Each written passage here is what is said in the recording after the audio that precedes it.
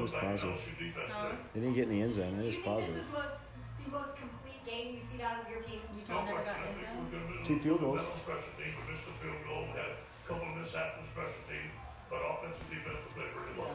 Now you're about to head into the gauntlet of what is the SEC schedule. What do you take from this game as you look ahead to Florida next week? The competition is going to be a little bit stiffer next Saturday night at 7 o'clock. This place is going to be live. This is why you come down and see. Hell yeah. Right, Coach? Yes, We'll man. be there, baby. Congratulations. Thank you, man. Go Tigers. That's great hanging out with him this week. He is something else, man. Good win for Where you at, Scouty? They put it on Utah State 42-6 is our final score. The net. Dawn, the Rexburg crew. I'm Dave Neal saying so long for Baton Rouge. SEC now is coming. Is the greatest SEC running back of all time Herschel or Bo? Well, the view doesn't change much unless you're the lead dog, and Herschel is the lead dog. Where's the bottle at, babe? See that bottle. Please.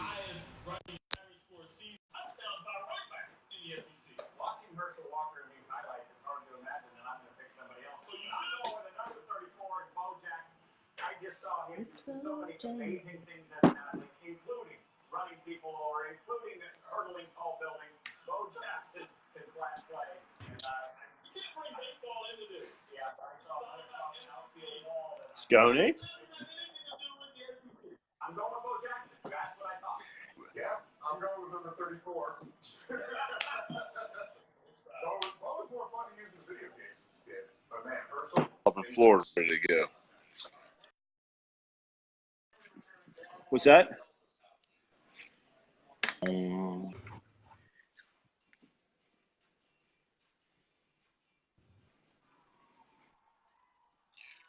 Yo, bro. You.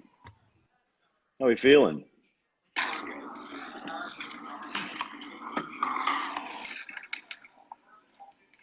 What in the world?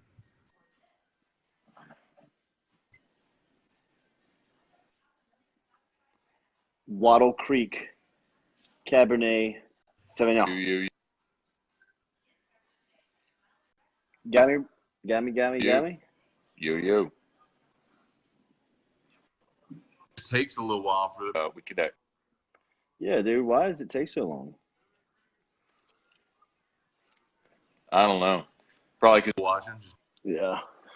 Sounds like your Y'all would technology share. We're sucks, gonna man. get started, Sounds like it's all your fault. man. Yeah. Your technology sucks. Cheers, buddy.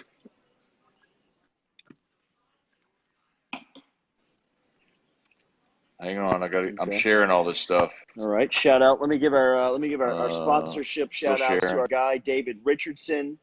He's a licensed residential and realtor with CJ Brown. David, our guy Nick Morrell, who used to work at Guarantee, is looking for a relationship, looking for a little networking there. We're going to help you out and put you two in touch this week.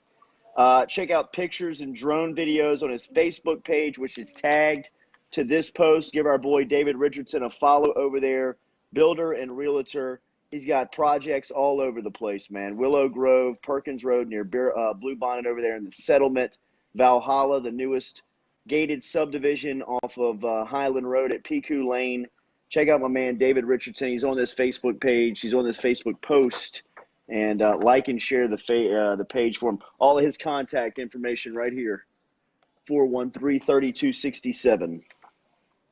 Hey-o.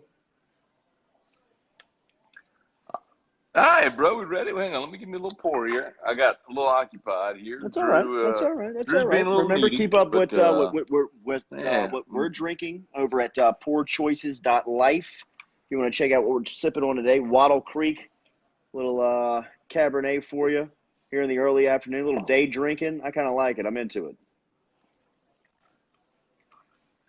I'm into it. So I got in honor of LSU playing Utah State, Utah's finest distillery is High West.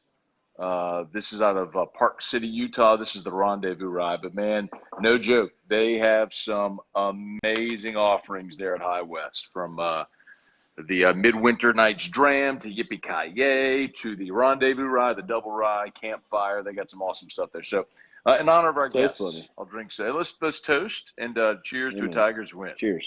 Indeed. Cheers. Tigers All right. Stay undefeated. All right. So Well, where to begin? and I guess we talked a little bit about it at halftime. We talked about the just kind of the mentality of the day. Did you see some of the pictures coming out in the second half? I just looked at a shot from Patrick Coogan, who tweeted it out of the stadium about 12 minutes ago. I mean, bro. The stands. Bro. Scott, did you see Scott Rabolet's tweet? He's like, I just hate what TV's done to LSU's tradition. You know what, bro? I'm gonna tell you this much. You can say what you want about an 11 a.m. kickoff, and that no doubt it plays a part in it. There's no question that plays a part in it. But you know what? If LSU was playing Texas today at 11 a.m., place would have been packed and jumping. If they're playing Florida today at 11 a.m., place would have been packed and jumping. The countdown is on. By the way, we have confirmed that Whiskey and Wine will originate from the club section next week. We're going to that Florida game, bro. I'm going to be up there. We're dropping off the gear on Friday afternoon. We're going to set up a spot in the club for the post game. We'll have the wine already up there, and we'll be good to go. So Tiger Stadium will be our backdrop. We will be part of the number. I can't wait to see it next Saturday night. I love it, dude. Yeah, next Saturday will be fun, man. It'll jump. You know what? Yeah. There's some stuff they got to clean up, though, man. I tell you what, the biggest takeaway has got to be the fact that defensively you had a great day, right? I mean, Utah State came in. We talked so much about Jordan Love, who's a projected first-round draft pick. They came in averaging over 500 yards, 38 points a game.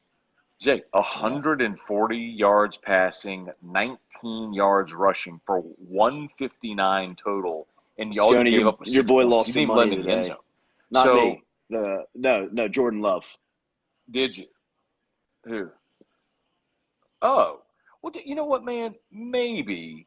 I think it's one of those things where, you know, he's going to go to Senior Bowl, to the Combine, and he'll sling it around, and they'll be all right. But, like, when Josh Allen was with Wyoming, my guess is he probably had days like this in non-conference games. Wasn't there a guy – who was the guy a couple of years ago that came in here? Maybe it was someone from Western Kentucky, or it was Troy. It was a quarterback a couple of years ago who was super highly thought of in NFL. God dog it, who was it, man? And same thing happened. I mean, just that's a monster. You just don't have the athletes to compete. So I don't know, man. I don't feel like we really got to see. I mean, do you feel like but I thought Jordan Love some played a open bad passes. game? I mean, I saw some mock drafts earlier this week that had him higher than Burrow, and to me, from an accuracy standpoint, it was, and it was. And this was Burrow's worst game, bro. And I saw him miss open receivers that, you know, a guy that highly thought of I thought that he would complete the passes. So I'm with you, you know, but I know that there was a lot for him going into this, a lot being made of it about a big Power 5 defense and LSU's athletes, and that's fair. You know, he missed. I thought his receiver dropped one for him at the end of that first quarter on that slant route. That was a really good throw. That dealt it. Yes, absolutely. That was a walk-in touchdown. Yeah, would have been. Instead, they get the 3rd and 10 incomplete pass, and then they kick. That was when they kicked their second field goal. True boy. What? Okay, bro. Okay. Sorry, bud. Yeah. Say hey, buddy. Jordy. Can you say hi, Jordy? Hello. Hi, Jordy. Yes. Got you. Okay, you're gonna go sit on the couch. Hi. Okay, hold you. Okay, I'll hold you, buddy. Okay. All right. Hi, Jordy. All right, let's shout out some of these people here. Matthew Wiggins, Chuck Sanchez, Joe Juba. What's up, dude? Michael Lanier, Marcus Jamie Robinson, Hodges. Appreciate everybody. Pamela Matthew Box. Wiggins said. Matthew Wiggins said to me, "No midwinter night's dram. That's a great offering from High West, but I do have a bottle of it, but I ain't opening enough of this, man. I'm not cracking that for a 42-6 win over Utah State. I'll save that for a better occasion. Let's see, Kevin man. Tyler, Matt Bro. No, go ahead. Shannon Dolga, Craig Dugas, Chuck Smith, Michael Johnson, John Cunningham. Please remember to like and share the post. Dude, what about Patrick Queen today? All right, I'll run. Patrick, so that was one of my big takeaways I had. I thought I'm looking for a tackle a stat sheet here. Yeah, that's fine, babe. I want to see tackles, but Patrick Queen was awesome today, and not just he stuffed the stat sheet, but there was a huge play. Let's see where I had it. He had a tackle for loss. Doggone it, I'm looking for it. I know it charted it. It was in Okay, yes. okay, buddy. It was in a sequence where he came up with a big play. Maybe the Okay, yes. okay, bud. Hey, let's go sit on the couch, okay?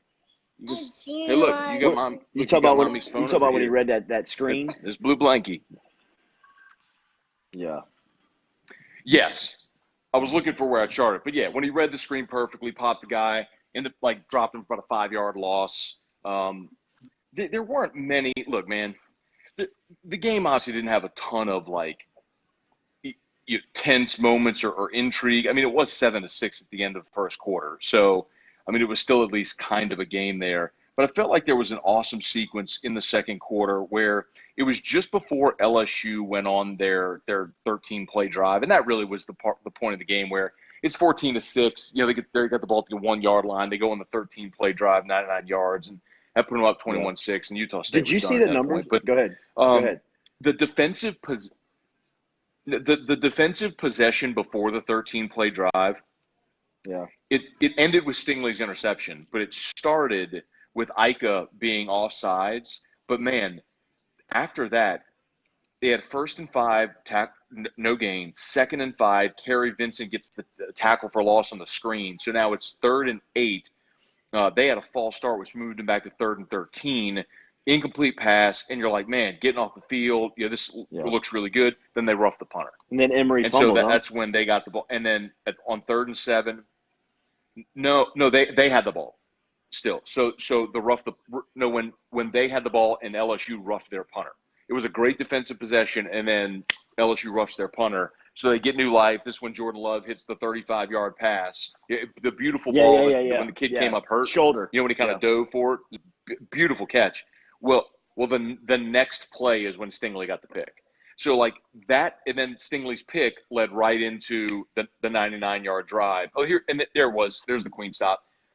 After the 99-yard drive, LSU goes up 21-6, and Utah State has a 3rd and 5, and Patrick Queen came up with the stop on 3rd and 5. Now the guy was trying to get the edge, and Queen knocked him out of bounds and prevented the first down. So they punted, went 3 and out right there and punted. So it was a big sequence right there where LSU gained some separation and just put their foot on him, and after that, Utah State never got off the mat. I mean, they just Did you they see did this? nothing Did you see the offensively second rest half of the game. Utah Did State. you see I mean, second half drive they pulled charts? up late in the game. Utah State second half drives. No, I hadn't Stick looked at with me it on yet. this. 3 plays, 4 plays. All right. 1, Okay. 2, 3, 4. 4 3-play drives in a row, and then a 5-play drive at the end of the game. They didn't run one drive in the second half over 5 plays, and they had 4 straight 3-and-outs in the middle of the second half. So are we off the defensive criticism now? Oh, dude. Hey, dude, look at the time We of mentioned possession. that one at halftime. Look at the time of possession. I know, but look at it. 41:03 to 18:57. That is 41 domination. minutes to 19 That is minutes. That's dominating. crazy, man. Yeah. So are you what did you think of the run game? I thought it looked clunky. I mean, it looks uncomfortable. It looks awkward. I think that John Emery set himself back today with the fumble. They were trying to get him going for conference. TDP definitely looks like the more ready back, which you and I both agreed on in the offseason going in, that number 3 was going to be better than 4 initially. It looks like he'll have much more of an opportunity once next weekend comes. I don't know what to make of Chris Curry's reps because I like the way he runs, but it seems like he was passed over in that competition. Yeah. Does Emery open the door for him? Look, the run game is going to be an issue with this team, I think, just because of the emphasis that they put on the passing game and that they're not confident in it yet. And I don't know necessarily if they believe that they would be at this point in the schedule, but I think that they thought that they would be further along than they are, for sure. I agree. And the other thing, man, as much as we talked about It's Ed crazy. Ingram, he played one drive That's in the first crazy half. to me, man. He played one possession, and I know. then he played the whole second half. And you know what else too is Jason Hines has clearly taken over as the backup center Charles from Turner. What's the kid's name? Charles. Yeah. Turner. Yeah, and man, Charles Turner. I know we've Right. talked about it before, but I Just don't want not to keep ready. banging on Just the not kid. ready. But like Right, the shotgun snaps were brutal. So the opportunity here to have Hines focus solely on center, I think is another big reason, you know, having Ed Ingram back in this spot. So you know what something we talked about so much under the former coach was what would happen when a kid was would gone. fumble. You never heard from him again. Right. I mean, it wasn't just the running backs. I mean, think about Trey Quinn.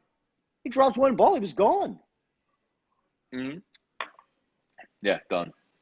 Dude, I respect the fact that Ed isn't just going to bury a kid if he fumbles. Flip side of it is, I think there's a little too much leniency, and none of them are exempt right now.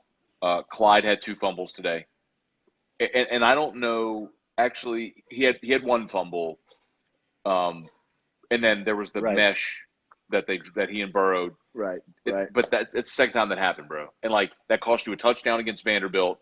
You did it again today in your first drive, like. Man, and it didn't hurt you because you recovered it and you were able to still score a touchdown on that drive. But brother, I'll tell you what, man, if that's gonna be part of your game, well, I mean, ball you know handling, what I mean? bro. If that's gonna be part of your game, that zone read stuff, you have got to figure out that what's going wrong with that mesh point with Burrow and Clyde, because that's consecutive games that's happened. And brother, you want to pull that stuff next week? That's the kind of thing that'll cost you a game. Right, you mishandle a mesh point against Florida and give them the ball at the 5 and give them a cheap 6. I mean, that's how you lose a game like that. I mean, Burrow's pick 6 when LSU had the ball, the chance to win it in Gainesville last year. Burrow throws a pick 6. I mean, those kinds of turnovers cost you close games. So, man, I did not like the turnovers, man. The interception that Burrow threw today, I know it hit Moss's hand. It was high, but man, the turnovers got me a little spooked, turnovers and man. penalties. It's no doubt. Yeah, and well, I mean, wonder. It's go ahead. On page 1 of Coach Speak. You know, I mean, of the book of just like as long as we stay healthy, don't commit any turnovers, and don't limit our penalties. We should be fine. But I mean, LSU can absolutely. You know, it'll be a fun film session for the coaching staff to be able to go back and coach your team because it says, hey, you protect the football and don't shoot yourself in the foot so many times, and you can find out what type of team you can be. But Jordy, you gave Vanderbilt 2 touchdowns. You gave Vanderbilt 2 touchdowns, and you had an open date, and you come back and you're still careless with the ball. They fumbled 3 times today. I mean, Clyde had 2, Emory had 1, and then Burrow threw the pick. Like, they fumbled 3 times. They only lost 1 of them. But, man, dude, like that, I don't know what to say other than that can't happen. But I wonder if it's just where, there's got to be more consequence when guys fumble. I'm not saying bury them the way Les did, but, like, there's just how do you hammer that message home? Like, you just cannot fumble it has football. To be. Not with what you have coming up, man. Not what you got coming up. The premium has to be on protecting the football, and those guys. I hope they give Curry more opportunity because I thought his style. He felt like an SEC back running, man. You know, he just felt like he can carry. But for whatever reason, it feels like he just has been lost in the shuffle. Yeah, he runs hard. He's not explosive. Yeah. That's the difference. When John Emery hits can't a we hole, argue it's on different. Clyde's, explosiveness? Because to me, the playing position on all the running backs they have right now, it comes down to pass protection. 100%. Clyde is your most complete back. That's why he's your most after complete the 2 back. fumbles today, That's there really why won't be a lot of discussion about his time being limited because he's just complete. and they trust him, even though he put it on the mat today. Yeah. The fumble near the goal line that Moss recovered, you just got to be smarter with the football. The one that really worries me, the mesh, though, is that timing with Burrow with the mesh, because that's 2 weeks in a row now it's happened. It's like I can understand sometimes shit happens, man. Like, oh man, I thought you were going, I thought I had it. I mean, you see that, but man, I just for sure thought that issue wouldn't pop up again, and to see it back-to-back Look games at Florida. was a bit concerning. Bro, you watching this? Coach, Sadiq Charles, Bruh. you better have your best week of practice. You Okay. better 77. You better be ready to play Saturday night, because let me tell you, there's a lot of his future earnings he's about to start picking up over the next 5 weeks. We're gonna find out over the next 5 weeks how legitimate LSU's left tackle is, because it starts Saturday night, and then a week later Mississippi State. 2 weeks after that, you see this Auburn front seven. 4 weeks, a month after that, you see Alabama. I mean, if he's not ready to play, he could lose a ton of money over the next couple of weeks. Yeah. You know what? You mentioned Deculus at halftime. So in the second half, I actually made a point to try to watch. I mean, game's out of hand. You could look at things to watch and said, so I watched 76 a good bit. He had a good second half, man, and they put him on the island a good bit also. He had on the touchdown pass, the second touchdown pass to Jefferson, the one where they were going left to right, and they threw it kind of right side of the end zone. Burrow rolled right and hit him in the right side. Deculus was on an island against their Utah State's best defensive guy. Mike Detillier said that kid's like a top 100 draft pick. I forget the kid's name, but number 10 for Utah State. He had 130 tackles last year, something like that. Anyway, Deculus stonewalled, man. Like really impressive. Like, I mean, look, let's get real. The kid from Utah State, you got a little bit different challenge coming up next week against Florida, and then with Auburn coming in. I get all that, but I was at least encouraged, man, that there were some times he was out there on the island. He looked good, which he never did last year. I mean, but I was encouraged by that. He needs confidence, so that's good. You know what I mean? More than anything, he needs to believe he can play and make plays on the field. Because don't think, dude. I mean, what scares me about Dan Mullen being the first one of the big boys up is that he usually finds LSU's weakness and exposes the hell out of them. You know, like he is a master of just finding one weak link and attacking. And really, bro, last year Sadiq was kind of it. You know, I mean, like, those sacks going into half, the sack fumble that he gives up on Burrow's backside was really, I mean, outside of the pick six, like you talked about, that was game changers, man. Yeah. Hey, Brandon LeBlanc said, are we concerned about the freshman kicker who hasn't kicked many long kicks in big games? They ran him out there to try to 53-yarder today, man. He boomed it. I mean, it hit the net. Was the first one tipped? I mean, it was like bottom, low, but I'm good with him, man. Yes. I'm good. Yes. PAT, we did talk about Look at this. The missed PAT a couple weeks ago, but he's gone. He's gone. Is that Kadarius Toney? Wow. Wow. I didn't know if Toney was back. Florida just scored for those who can't see it. Catch and run. All right, Gators. I see you, bro. Yes. By the way, your boy has a little. I got the Gators too. I took the on, money line on the Gators in this one. So, yeah. Oh, we ride. Me too. I like him in it. I like Michigan this morning too. I like the Gators here. I like Ole Miss tonight against Vanderbilt too. To win that one.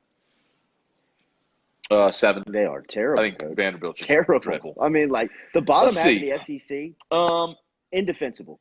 Like indefensible, bro. There's no Arkansas. Tennessee is a doormat. They're starting a true freshman Bro, what's going quarterback. to happen to Tennessee today against Georgia, bro? They're starting. I mean, like, I know. They're going to start the – yeah. I mean, why everybody else is doing it. I mean, running kids out there if they can do it. Eric Lemoyne said Ty Davis Price is the best running back right now. You know what I like about – so I don't think Price has the Runs downhill, explosiveness coach. that Emory does or even Clyde. He gets his pad Runs square, downhill. bro, and he will run you over. And you know what else? You know what else? Ear to ground, like they talk about John Emery has like bad hands, like can't catch. And that's another thing that might be keeping him off the field, because if you're not going to throw him the ball, then in some respects that aspect, the screen aspect of your offense, is negated. So if you don't think you can block well, and then you're not going to throw him the ball, that limits your offense, man. Ain't no doubt. So, let's see. Y'all hit the share if you would, please. If y'all watching, we appreciate y'all. Hit the share. Darren Seal, what's up, dude? Here. We can talk about this. Charlie Cavell asked about Brennan. He said when Brennan comes in, we're not just going to hand off. We're going to run the offense. Guess that changed. They let Brennan run a couple of series. Brennan came in the first series of the fourth quarter, and he ran 1, 2, and then so he was in there for 3 series. I think at the end of the game, they were content to just get out of there. But he ran 2 series. Trying to get out of there healthy, man. You know? They want to go into this spot as healthy as possible. Would you make a Delpit today? I love the interception. I think he needed that. There was a play. Even if you look at it was the Stingley. Who had the first Stingley interception? had the first. They had 3, didn't they? Kerry Vincent had the third. Stingley had the first, then Kerry, then Kerry. Yeah. There was a play where they had a third down, and it was – I'm looking for it on my chart. They had a play where this was sort of indicative of Delpit's season. They have a third down play, and the receiver looks open over the middle. Love throws the ball, and it's incomplete. And Delpit's coming in the picture from the top. And I saw Brandon Taylor tweet this. He said, "I can't believe I've never seen LSU cornerbacks require this much safety help." And I think what you're seeing here is Delpit, out of necessity right now, is playing that strong safety, and he's just – I just don't think – first of all, teams are avoiding him, and second of all, they're giving so much help to the corners. I don't think he's in position where, like a year ago, they could use him at the line of scrimmage to go make tackles, to rush the passer, to come on a safety blitz. It's just – and then teams aren't throwing at him, so it's like his opportunity to make plays, like on the stat sheet, haven't really been there. But, I mean, you saw what happened today. They challenged him. He made a beautiful interception. I mean, kid's still a freak. It's just – I think he's affecting the game in so many other ways because teams are avoiding him, and he's giving help to some of these young corners, man. I think the concern over Grant stems basically because he bounced off of Devin Duvernay twice against Texas. He had that reputation like LeBron Landry and Jamal Adams, where if he got his hands on you, you were going to the ground. He just didn't miss tackles. He's missed open field tackles. He had a guy bounce off of him today. Somebody had to come behind him and clean it up. I mean, that's the concern. I mean, even the one where he got knocked out, that cat, his head bounced back. Delpit's did. Yeah.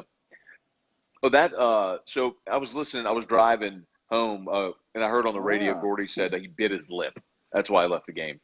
Yeah, when he laid down, he was out of the game because he bit his lip. Can you that's where we've gotten now though with injuries on the field. Dudes bite their lip and they just lay down, and you got to come to have a TV. It's like, come on, man, game's 4 hours. Right? Man, get your ass off the field. Come on, man. Like, he bit his lip. That's what happened with Delpit on the first injury when he went down. Marcus Robinson asked how did Cordell Flott play. I thought, all in all, I thought Flott played pretty good. He gave up a pass. He gave up one on the sideline. They went at him, but that's to be expected. I thought that the one that was more concerning was Get ready, bro. Early on. in the slot. I mean, Coach, they were going right at him. Mm-hmm. So I don't think that it's a disrespect thing for Fulton. I think it's that most teams now put their best receivers in the slot. And look, there was the commentators on TV even mentioned it. There was a play like LSU. It was on the long drive, on the 99-yard drive. LSU had 3rd and 4, and they threw the quick slant to Jamar Chase. You remember that play? So I mean, they're right there at the 5-yard line, and they just went boop. And so there's Chase in the slot, same thing, quick slant. It's because how do you defend it? When it happens, it's just get the ball and you're throwing right to that spot. I mean, if you're not jamming the receiver off the line, you can't stop it. I just think that, but that's why a lot of teams are putting their better corner there in that role, man. It's just to combat teams putting their best receiver in the slot. So I don't think it was like a disrespectful Fulton thing. I mean, I think I think that was a lot behind the move. Was that like we talked about Mullen? For sure. Mullen's he's gonna find the fish, like he's done so many times, and I mean that's a great mismatch formation or a great mismatch, starting spot for guys in that slot position, and you might as well put a corner that you trust. Patrick Hall said Flott needs to put on more LBs. Yeah, obviously, man, he's a true freshman playing, and he looks like a true freshman, and that's what gets lost in Stingley that we just don't talk about. And that we take for granted is that the cat looks 21 years old when really he just turned 18. Yeah. When he was on campus for the first 3 months during spring and the summer, he was 17 years old. I mean, he looks 21. Marcus Robinson asked, "Where's Marcel Brooks?" I asked the same question today. I'd agree with that. And especially, what I'd like to see them do with him is I would like to see them use him in the same role that they used Jacoby Stevens, in the same role that they used with Corey Thompson. Like, play him near the line because I think he's physical enough to be a run stopper. He's definitely athletic enough to go get the passer. Like, I don't think there's that's any what I would do with turn him loose like, and say go rush, I've heard, rush the passer. I mean, what are you hearing about on Brooks? I mean, I'll tell you the information I'm getting on him is that he's not catching on. Like fine. Put him out there and tell him to go get the quarterback. You remember that's what they did with Kendall Beckwith as a freshman? In 2013, I remember LSU opened the season against TCU in Arlington. And wow, look at Beckwith Florida, dude. Was the hot shot 5-star, everything. I know. How about that? Their defensive front, Florida's defensive front is nasty. Like, you're not challenging them next week. Like, we can talk all we want about LSU improving in their run game. You're not running against them. But like, you better spread them out and do exactly the crap we've been talking. Because that big nasty dude right there, he'll eat you whole. Yeah. I like those uniforms are clean too, bro. Gators should switch that permanently. I love those unis. That's a good look, bro. I love the black That's a really good too. look. White on blue on white with the orange. And if it wasn't so hot today, I loved LSU's look today. I kind of liked LSU. It kind of took me back. You know what I mean? Remember when they used to always wear purple at home, even if it was during the summertime? I mean, it felt like summertime. Yeah. I mean, I know that it was hot as hell in those purple jerseys, so down there. So Right, that's right. Big uniform guy I forgot. here. And I hate the purple jerseys. Hate them. Hate them. Burn them forever. Retire them. Get rid of them. It doesn't take you back to when we were kids? Look. The gold, purple, gold is Bro, when LSU was dog shit. Yeah, it does take me back to that. 6 straight losing seasons in the 90s, bro. Done with them. Done with those purple. I hate the purples. Hate them. Absolutely hate the purples. Get rid of them forever. Burn them. Give me something different. I'd almost rather them do that. If you're gonna do purple, do the alt ones that they wore a couple of weeks ago. Yeah. With the white helmet, white pants. The best purple they've ever wore, I thought, was gold, purple, gold. Flynn and Hester and them in the Dome that Saturday. The Katrina purple. We're clean. Yeah, the Katrina uniforms. Yeah. That was an okay look. It's just purple is a very bold, can be gaudy color. it's LSU's traditional uniforms, the gold, white, gold with the purple numbers that are accented in gold. Like, that's gorgeous. Like, when you use it as an accent, it's awesome. I mean, I think LSU, their traditional uniforms are, and I'm super biased, but 100%. it's among the best in all of college football. The purple jerseys. One uniform that they wore, and it was last year's Ole Miss game, the Cannons, where they put the number on the helmet with the gray face mask with the traditional look. Did you not like that? Oh, God. Oh, that was the best. So beautiful. Best. That's so beautiful. That was uniform. That was uniform porn. I wish. Really. I wish. That font on the number. I wish they would put that on the jerseys. Like, that is gorgeous. I wish they would. Mm-hmm. They would go back to that. I mean, I know that would be a monster like seismic change for LSU if they ever change the helmets after what they've had now. But yes, gorgeous look, loved it. Let's see, Kevin Sparks, Mad Dog in the purple jerseys, kick rocks. Purple jerseys kick rocks. They're hideous. That gold, purple, gold look is awful. It's a gaudy, ugly look. It's amazing that you could take something that looks so beautiful, the gold, white, gold, and make it look so bad the way that they do with purple Our jerseys. childhood, bro. Hate it. Shout out to David Richardson. David Richardson is a licensed residential realtor with CJ Brown. He can help you with new construction, remodel, or sell. He's a one-stop shop. Check out the pictures and the drone videos on his Facebook page that is tied into this post. Make sure and like and follow him there. Shout out to David Richardson. Construction Builders, 413-3267 is the phone number. You see it right there. Look at Florida just biting off chunks of yardage on this Auburn defense. Who is 16 and blue, Coach? He's unguardable in the first 3 minutes of this game. Can't get him, bro. Let me see a roster. Let me see. Hey, you know really what else? Good Neil Farrell outside of the today. sack, I thought he was very active too. That's huge. We talk about this every week, developing depth on the offensive and defensive line. Pharrell, by far, has been the one that has answered the bell more than anybody and stepping up when these guys have been out and making plays. I have confidence in 92. I'm okay when he's out there. I feel good when he's out there. I agree. You got an update on Dude, Lawrence he and keeps getting Divinity? set back in practice. Like the story on Lawrence is like the more we get into it, he's becoming more and more fragile in his college days.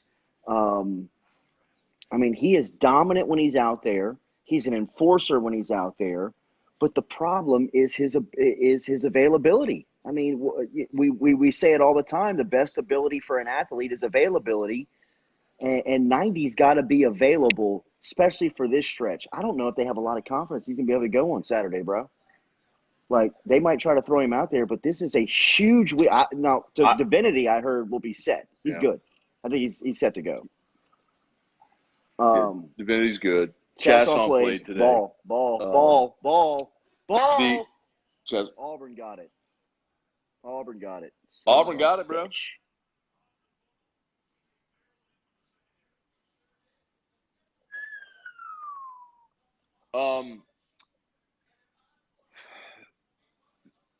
Neil Farrell, Logan's probably target date on Logan's Auburn.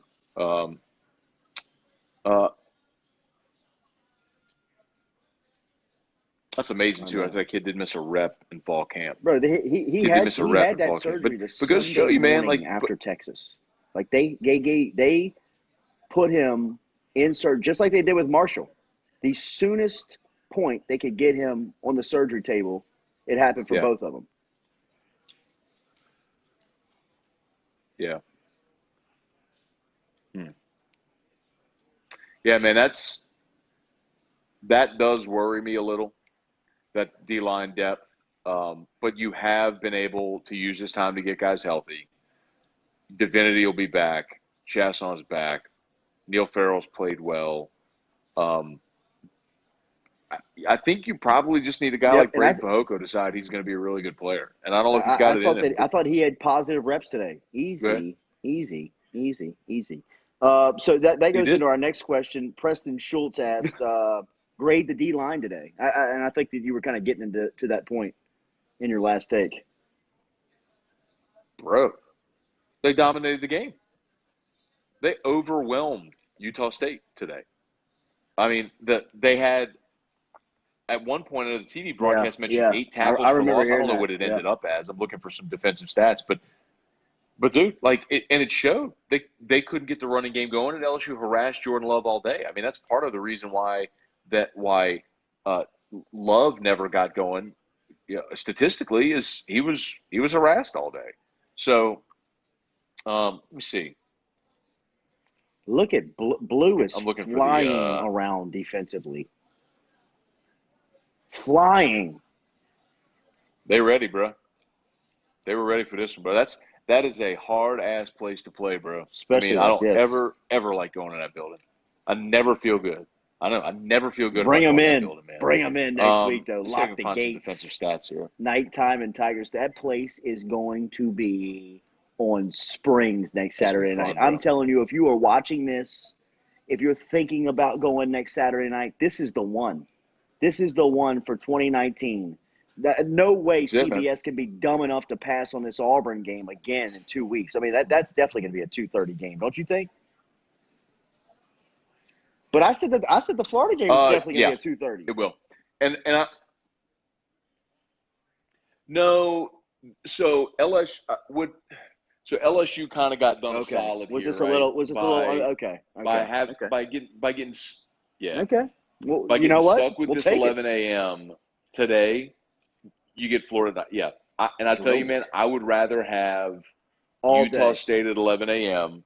and the trade-off is Florida at night, as opposed to Utah State at night and Florida at 2:30. And then you get the October 25th. And so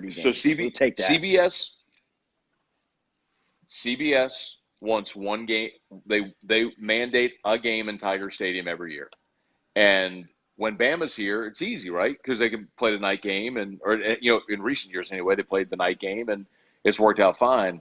But the Auburn game, I would just, and especially if you look at the schedule for that day, I think Bama A&M maybe is the only other game worth a damn. So that Auburn game is going to be 2:30. But I think they looked ahead and recognized they were going to need that one in that window. So, or is next week Bama A&M? Yeah, what's they got the game Bama CBS A&M got for next week? LSU, Florida. Yeah. So next week, and so there is another good. I can't remember what it is, but on that October 25th or whatever is the Auburn date. There is another. Is it Auburn? Is it Auburn? There's another. No. I'm sorry. Your boy's starting to buzz a little bit, buddy, on this day drinking. Sorry, excuse me. Hey, buddy. Hey. Ain't nothing wrong with that, bro. Like it. Hit the share, like and share, like it. See, this is where we get rolled. It just took a little while to get going. I love it though. It's 3:00 in the afternoon. I'm trying to find that damn schedule for next week. So see if someone posted it. There's another. I'm telling you, bro. There's another big game that week. So 7, 8, 9, week 9. Is that it? Let's see. God dog it.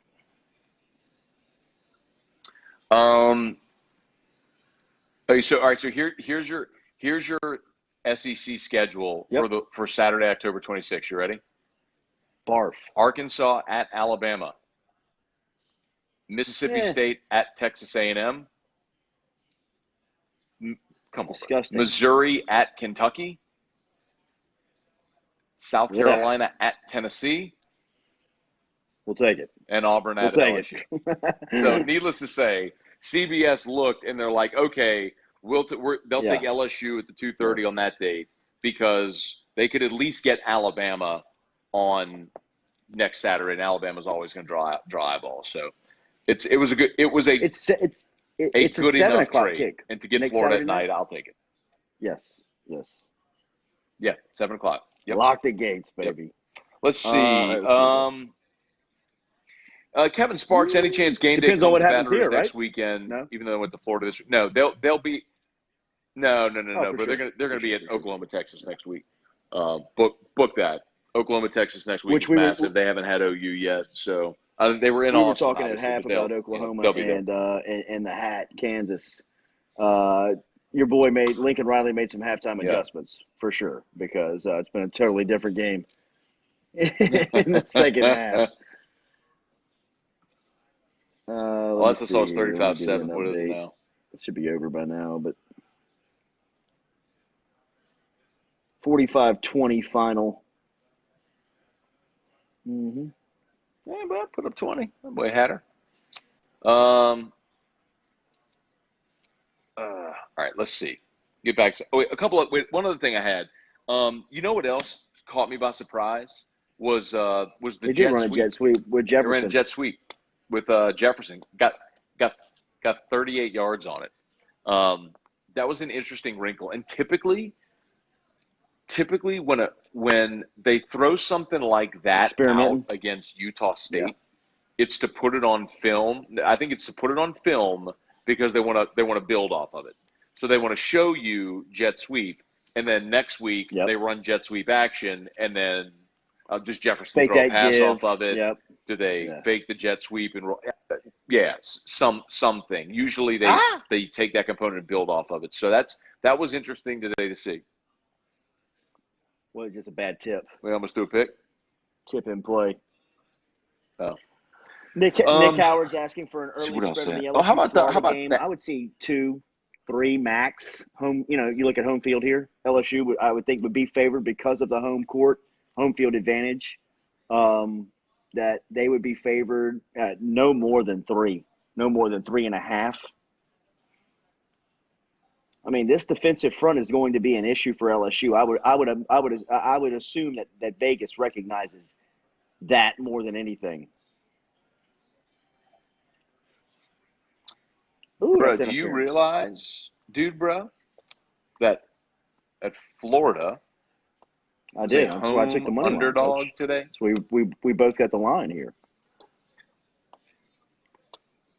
There is no way that Vegas is going to look at Auburn as a 3-point road favorite over Florida, and then have Florida come into Baton Rouge essentially saying, the line's a push, and we'll give LSU 3 points for being home.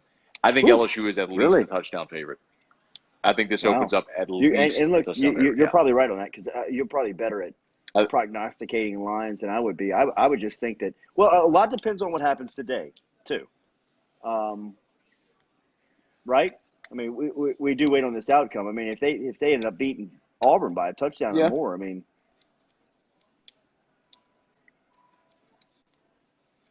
Yeah, could be close, but I think you will see. Wow. I think you will see LSU as a touchdown favorite to open. You know what else? I think Vegas has struggled to figure out what to do with LSU. They're 5 for 5 now covering games. They haven't caught up with the fact that the LSU offense is legit. Like, I think they see it, but they don't realize it's quite the machine it is, and they've just been slow to catch up to that, man. That happened in 2011, Jordy, and it looked different in 2011. Man. Oh, he fumbled. What are you doing? You can't keep giving them shots, man. Anthony Gugluzzo says Jordy, you're saying LSU's offense will not have any success against the Gators, eh? No. I think they will. But look, make no mistake, this will be LSU's biggest test defensively. And for the most part, they've been able to cover up this offensive line with getting the ball. That's a big shot, man. That's a big shot. Looked like he got knocked out in midair there. He did go limp. He went Ridley in that AFC Championship game. You saw his hands. You saw his arms lock up. His arms. Get him to concussion protocol, cuz. He got knocked out, bro. He went black for a minute. Whew. I do think that LSU is going to be successful offensively, but I don't know what to account for Florida's defensive line versus LSU's offensive line, and LSU has been able to mask their offensive line woes really by getting the ball out fast, by running short, quick hitters. But this is something different. I mean, if you're watching, you're seeing the activity, the athletes, and LSU. Sadiq being out or in has not necessarily meant that they're a different unit. Ed Ingram today did not provide, that playmaking ability that you say, okay, now they're a totally different group as an offensive line. Bro, an offensive lineman isn't going to change not change the point spread value but one bit. he could. Didn't you won't. think that he could change your perception of that unit next to Lloyd? That they would make. Yeah, well, that was so shocking to me because I thought that they would try to squeeze every rep out of him so that he could be ready for next Saturday night. Yeah, I think they probably. Well, maybe the idea more so was getting even more work for Rosenthal.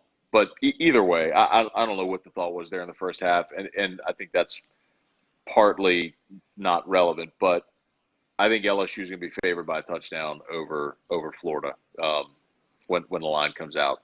We'll see ultimately what they do, bro. They're taking Piron into the locker room, bro. Yeah, he went dark. Bro. I mean, you can't put that kid back in the game. Watching, bro. He's going to take this shot, and he's out. When he gets spun around. Yeah, he's out. He got hit right in the ear hole, He's done bro. for the day. He got ear hole. He'll that's be questionable for next Saturday night. That is.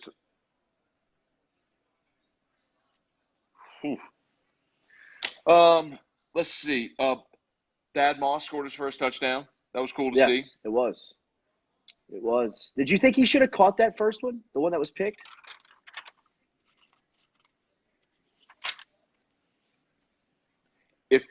If this were a professional football game, sure. I would have said absolutely. College, I have a tougher time with that, just because as much as we think of them as pros and as intense as we are, and look at expect that. everything He to is be automatic. Out.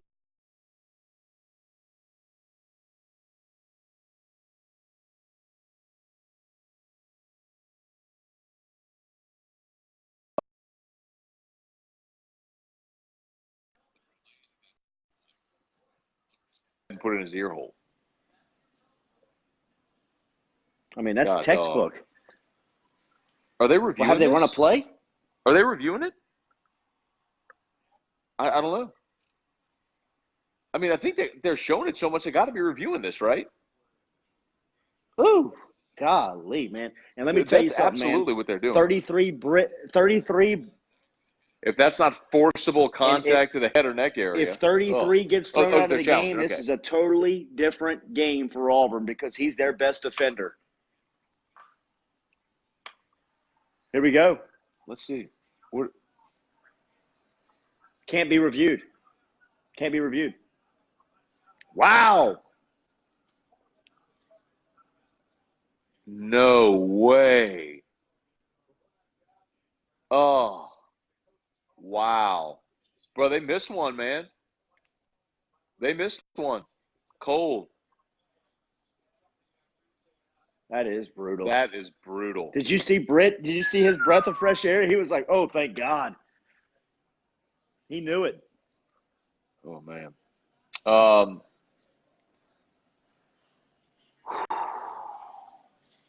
Holy moly. Let's see. Let's see what else I had here. On notes, hey, if y'all got questions, fire away. Shoot them up, and we'll just go y'all's questions and comments right now. So hit us with questions or comments. Please hit the share if you haven't done so yet. We talked about Patrick Queen. Oh, we didn't talk about was Kerry Vincent getting hurt. I wanted to say he came back. Did he come back in the game? That's what I don't know that he did. I don't know that he came back. There was a play where Justin Jefferson made a catch on the sideline. It looked like his ankle got twisted awkwardly on the tackle. His shoe came off, so he came out of the game limping. But then he went right back in and he caught a touchdown pass. So he's fine. That was actually LSU's first play of the second half, and then he came back on that drive and scored the touchdown on the 3rd and 3.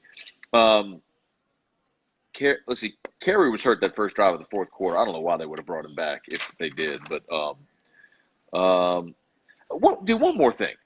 Oh, no, two more things. All right, I'm glad I wrote these down. 2 more things that I got. Number 1,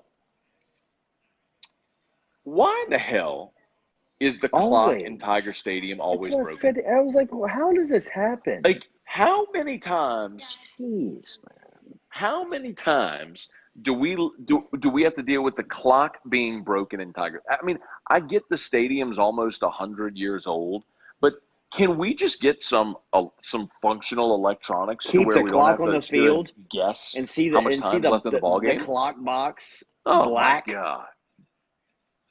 I Oh mean, God! like, sheesh. Oh. Anyway, that's one. Two. How about Matt Austin Yes, on yes. the review? Saying no doubt. On I see this one. the Gonna Delpit interception. be turned over. Clearly a drop, and then they go back to it. I He mean, dude, said was the comedic clearly- timing on that? he Could said- that have been any more perfect on the way how he lays out his description and says, "I look for this to be overturned. This one's definitely a drop ball hits the ground there in that angle." They go down to the official after review. The ruling on the field stands. First down, LSU. Utah State. I mean, dude, that was so funny. Hi, Hey, bud. dude, listen. I was You say listening hi, to Jordy? the St. Thomas More Catholic High game last night on the way back from Houston, and I hit both markets. So, like, right when I was coming through kickoff, I was, like, right on the outside of Lafayette, like it's Scott, and turned on St. Thomas More's broadcast. And your boy who was running the color, I still don't know who it was on St. Thomas More's radio broadcast, was trying to do, like, the Tony Romo thing. Like, when they break the huddle, like, calling the play. You know what I mean? Like predicting the play? It's going, when I tell you 99% of the time, like he's like, I formation, 2 tight end set. Look for him to do a little play action here, maybe throw it to the running back. The play-by-play guy's like, they hand it to the running back off the left side. It was so funny, dude. It was so good. Was that an instant classic last night, cuz? Oh, man. Dude, hey, bud. I was at the Knock Knock fundraiser. So I listened to the first drive of the game, right? So Catholic scores, and then St. Thomas More gets it and scores. So it's 7-6 St. Thomas More. And then I'm at this event. I checked my phone later. That was 3 for Auburn. Bro, Florida ain't giving them an inch today, man. I checked my phone in this event. It's 42-42 with like 6 minutes to go in the ball game. I'm like, came down to the last play. Literally came down to the last play of the game. So how did they? I know they kicked the walk-off field goal. So how did they get in position? The game was so nuts. So St. Thomas More scores after Catholic High scores to give them like a touchdown lead. St. Thomas More gets the ball right back. The Holstein kid goes right down the field, scores. Catholic High gets it. Big penalty on the last drive, gives them good field position, sets them up. Your boy, so same thing that happened with Peyton, Breeze, and the Saints with the Texans in week 1. They've got 1 timeout left with like 8 seconds left. And Fertitta gets 2 plays off. With 4 seconds, he runs a play over the middle, gets him in better field goal. Dude, is he a gangster? He's a total G. With my man Mahaffey moving on to Walker, he's got a rebuild out there. Fertitta's sitting in the most plush spot maybe in the state when you look at his roster and the job he's doing. But the same thing, runs a play to the middle of the field, sets him up in great field goal position, calls the timeout with 2 seconds left. And your boy, whoever the Catholic High kicker is, comes in, ice in his veins, and stripes one from like 28, 30, maybe 30 out, and place. I mean, in their place, 34. I mean, dude, it was as good a high school game. I haven't listened to a high school game like that, like with so much just kind of like ear to the radio, what's gonna happen next type play. In a long time. It was cool, man. Yeah. It was cool. Never in doubt, bro. Bro, you got to get on Besh, even though Besh's cousin, his little nephew, is a player. I mean, he is a player.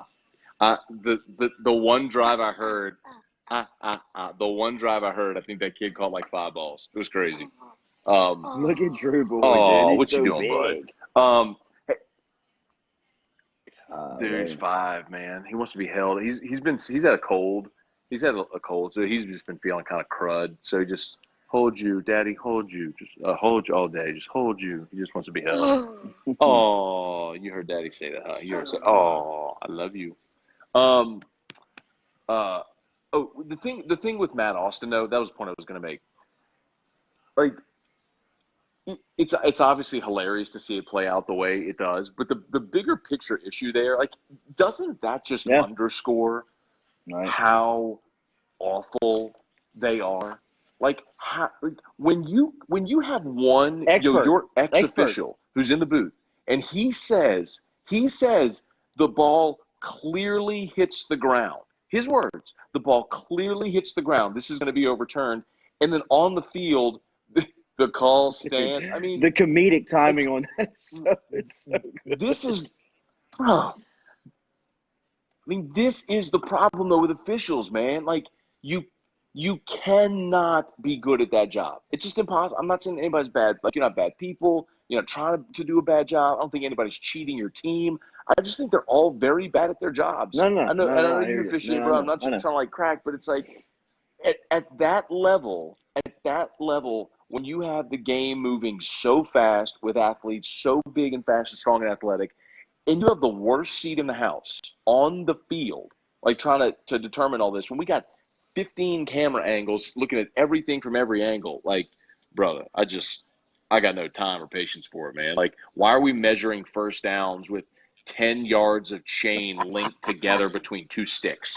I mean, like, if you watch a tennis match, they throw the challenge they go to their flag out of eagle their eye, sock. and it's just, you look up on the screen, right. I'm going to throw this red flag out on the ground. Oh, hey, bud. Ha, ha, ha. You sound hoarse. You sound hoarse, little dude. Let's see. Joe. Right? Let's just see if I had anything else. Let's see if we get some questions in here before we bounce. Karen Landry said his knee was down before the ball came out. That doesn't matter, Karen. It was a. Get on the ball! Florida's got it. It's still loose. It's still loose. I got it. Oh, man. Yes. Wait, what was that, a punt? He's telling people to get out of the way, and he's standing right there, and it just bounces in between his legs. Flag down. Thank you very much. Take the ball to 2. Look, he's telling. Look at this dude. He's pointing, and the ball hits him in the chest. I mean, dude. Hey, Stugatz. Hey, bud. I'm sorry that I scared you. Hey, bud.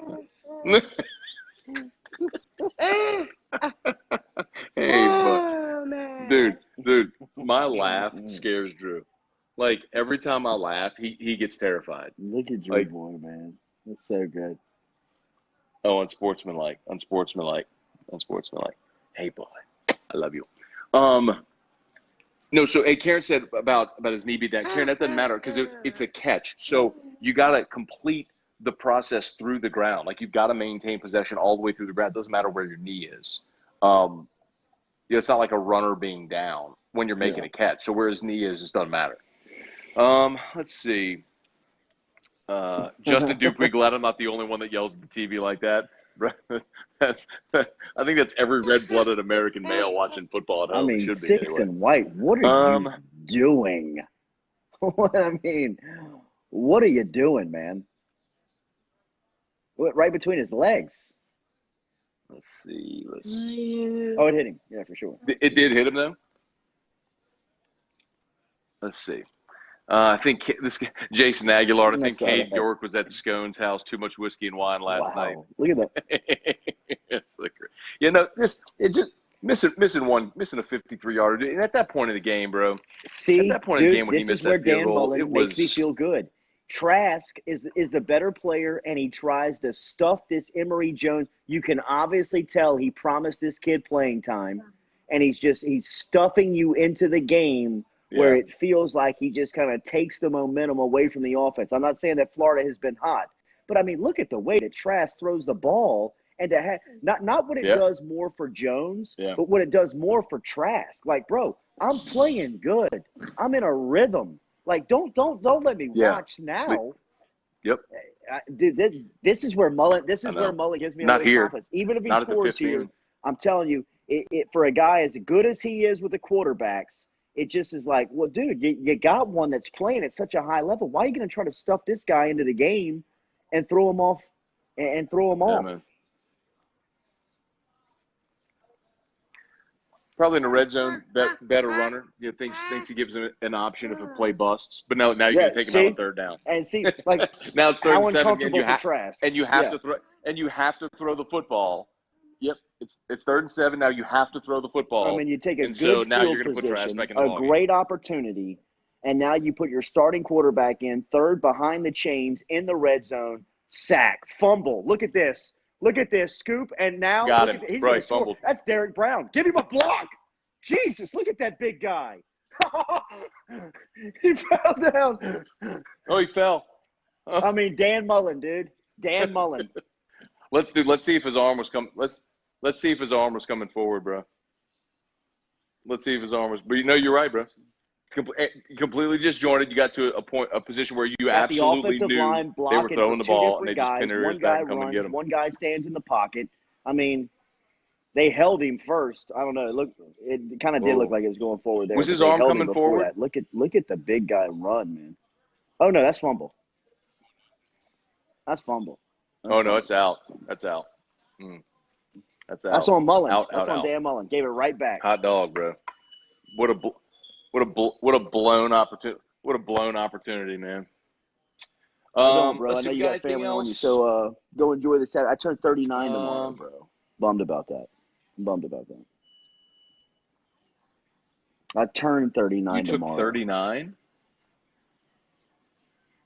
Oh, you turned 30. My boy's birthday's tomorrow. Little family eat, little restaurant, little eating tonight with the fam. Just chilling tomorrow, watching some football. Hey, bro, did I lose you? What's that? Where y'all going? Yeah, we are. Oh, man, we cutting out now. We're going to see Bachman and those boys over. We're going to Chris Bachman and Ruth. No, where are y'all going? There you go. Man. Yeah, man. Enjoy that, bro. That's awesome, man. Enjoy your day, man. Happy birthday. Thank you, bro. I think we're starting to lose you a little bit. Yep, hey, David shout Richardson, out David our Richardson guy, one more time, man. 413-3267 in Baton Rouge. He's a licensed residential and realtor over there with CJ Brown. Remember, you can check out the pictures and the drone videos on his Facebook page that are tied into this post. Make sure and like and follow our boy David Richardson. Bought this side of Whiskey and Wine for the rest of the year, so we appreciate him stepping up. Yes, indeed, man. We like that. We like annuals, so we appreciate Richardson. Like and share. Scone, give Drew a hug for me. Tell E-Rock I said hello, and enjoy the rest of your football Saturday, my man. All right, bro. All right, brother. We'll see you, man. Thanks for watching, everybody. See y'all.